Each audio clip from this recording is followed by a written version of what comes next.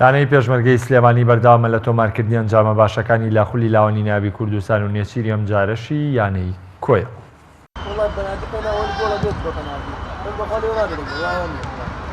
لاوانی پێشمەرگەی سلێمانی بەبێ هیچ ڕکابەریەک لەسەر و ڕیزبەندی خولی لاوانی کوردستاندایە و کۆیەشی کردە قوربانی بردنەوەی ئەم هەفتەی لە یەکێک یاریەکانی هەفتەی شەشەبی خولەکەدا و لە کەشێکی باراناویدا پێشمەرگەی سلێمانی بە بەرگی سەوزەوە میوانداری کۆی کرد.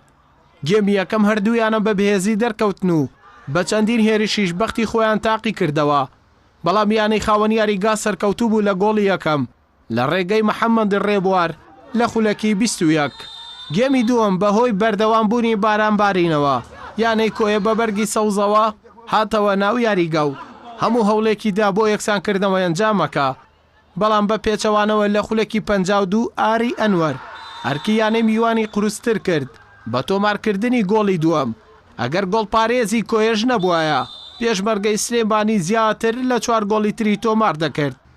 هەرچەندە یاریەکە بەرە کۆتایی دەڕۆشت و یانەی کۆیەش هەوڵی زۆریدا بۆ کەمکردنەوەی ئەنجامەکە، بەڵام لە خولەکی 90+4 محەممەد جەمال بە تەواوی یانەی کۆیی بێهیوا کرد بە تۆمارکردنی گۆڵی سێمی پێشمەرگە.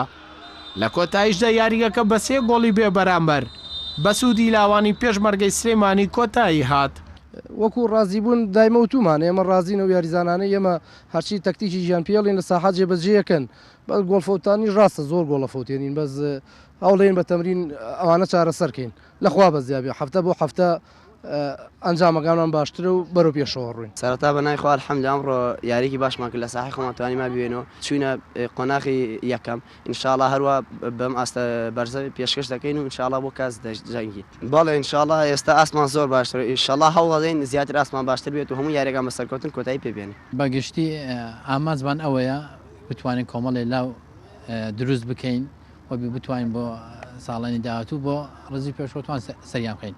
لێیان ڕازینە یعنی ڕۆژانە لە تەمرین شتەکان بە باشی ئامادەبن یاریشەی تر پێشمەرگەشتی پێکی باشە بەرحەڵ ئێمە لە تیپەکەی خۆمان ڕاستینە. بۆ بردنەوەیە لاوانی پێشمەرگەی سلێمانی بە کۆکردنەوەی 16 خاڵ لەسەر و ڕیزبەندی خولەکەدایە و کۆیەش بە 7 خاڵ خۆی لە پلەی 8ەم دەبینێتەوە. ئەردەڵا محەممەد کەناڵی ئاسمانی پێیام سلێمانی.